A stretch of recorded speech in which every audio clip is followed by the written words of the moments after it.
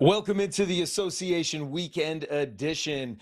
It's post-game. We just watched the Detroit Pistons wrap up the #1 seed in the Eastern Conference. They have clinched that. They can start looking forward to the postseason. A big road victory over the Philadelphia 76ers tonight, 116-93. I'm Jason Zone Fisher, and I'm joined as always by my two favorite basketball analysts, insiders, writers, journalists. We got too many adjectives and not enough time. Sean Little and Katie Heindel. Sean, Katie, great to be with you on this Saturday evening. Now, we previewed the game here on NBA TV. We watched it go down. The Pistons, we talked a lot about their depth. Sean, we saw all five of the starters for the Pistons score in double figures. We saw their bench score 40 points, and they've been getting it done now 8-2 without Cade Cunningham in this recent stretch. They are the #1 seed, and they deserve to be. But first let's break down what was your take on what we saw from Detroit tonight against Philly. They bullied them. They wanted the game more. They beat them up inside. They beat them up on the glass. It looked like they really wanted to tuck this #1 seed away. Maybe they're gonna get a little extra day off or something now that that's all sealed up. But they flat out wanted the game more, and that was clear from the start, and it was clear down the stretch. They hit a 3 to end the first half, and it just continued to roll into the second. Philly just didn't have it. They seemed disinterested, and it showed in the final box score. Well, this was an important game for both teams. Obviously, Detroit played well, and they locked up that #1 seed in the Eastern Conference. But, Katie, this is important for Philly because they came into tonight's matchup as the #6 seed in the East. With this loss, they've now dropped down to #7. The Raptors are currently the 6th seed, and there's a big difference there between being in the play-in and locking up a postseason berth. Still 4 games left on their schedule. But what did you see in tonight's matchup that stood out to you between the Pistons and the Philadelphia 76ers? Yeah, to add to what Sean said, other than getting bullied, I feel like they got a little bit strung out, especially down the stretch in the second half. I think they didn't really do a good job of holding on to the ball in the sense of trying to control the pace. It was really clear that the Pistons just had their number on that from the start. And I point to something like they only had 17 assists to the Pistons, like 33 or something. So there are ways that they could have slowed it down for themselves, but they weren't really moving it around.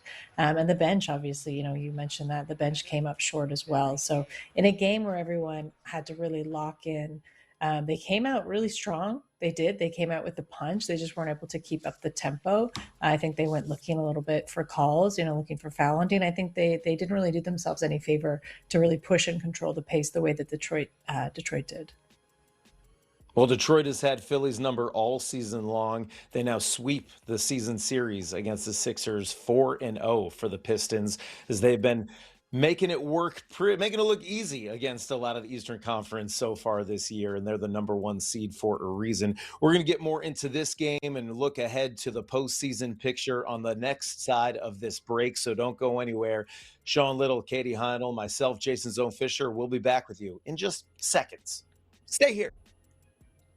Welcome back to the Association post-game edition, where we just saw the Detroit Pistons lock up the #1 seed in the East with a 23-point victory over the Philly 76ers. Jason Zone Fisher, Sean Little, Katie Heindel with you. And moments ago, the head coach of the Detroit Pistons sat down at the podium. Let's hear the thoughts of Coach J.B. Bickerstaff.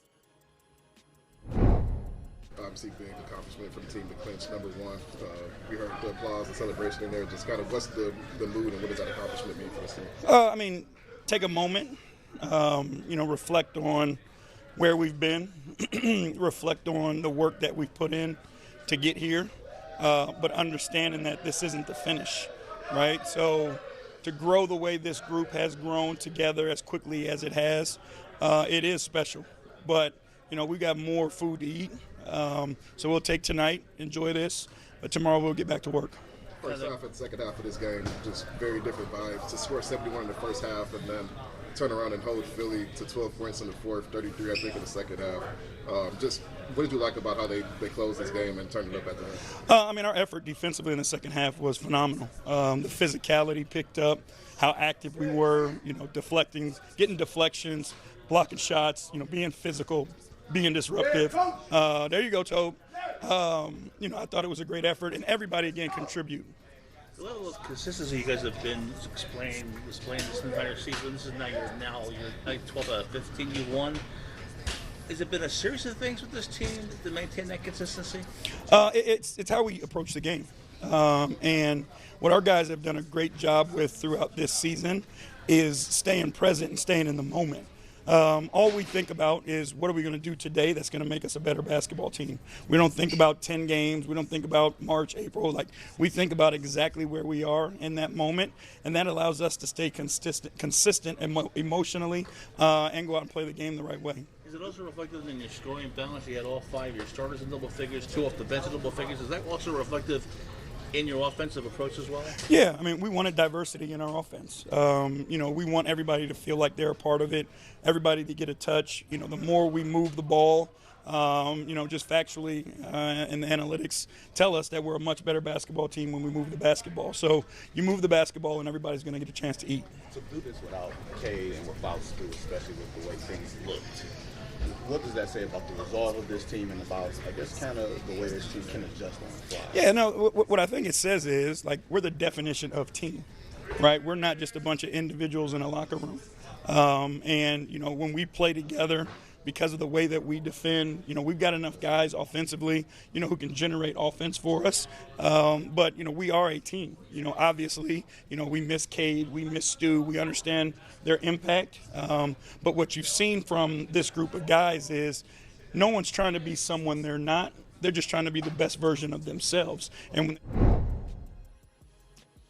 That was head coach JB Bickerstaff. His Detroit Pistons locked up the #1 seed in the Eastern Conference. Quite an accomplishment. They're going to enjoy it tonight, but they're still hungry. They still got to eat. Sean, what were your thoughts on some of the things that coach had to say there?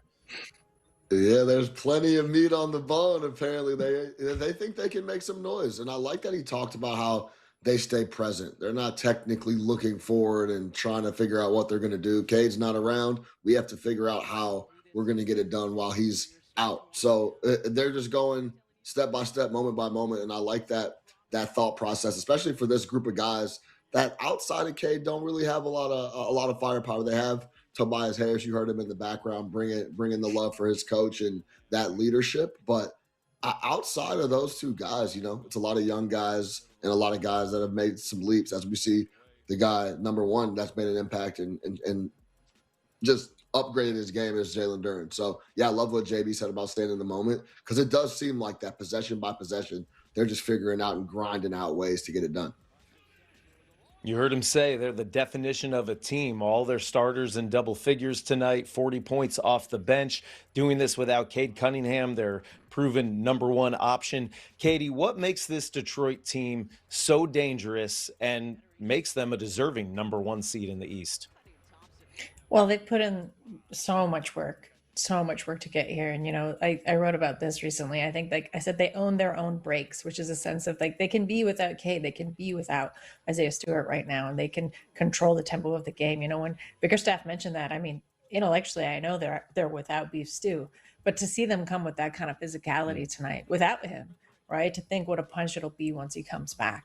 Right. And once Cade comes back and they get that firepower. So I think we're really seeing the depth at play. We talked about Duncan Robinson before the game. He's plus 27 tonight. It goes all the way down the bench for this team. I know rosters get a little bit smaller as we get into the postseason, but I think it's such a meaningful win for them and to be able to cinch that 1 seed, because, again, this is an incredible team effort all the way top to bottom. I'm excited to see this Detroit Pistons team in the postseason, bringing that physicality to a whole other level. And a big reason for their success this year is the improved play of Jalen Duren. 16-7 tonight in limited minutes. They didn't need a ton from him, but he's been getting it done all season long. And he now is at the podium to share some of his thoughts on Detroit locking up the 1 seed. Here's Jalen Duren.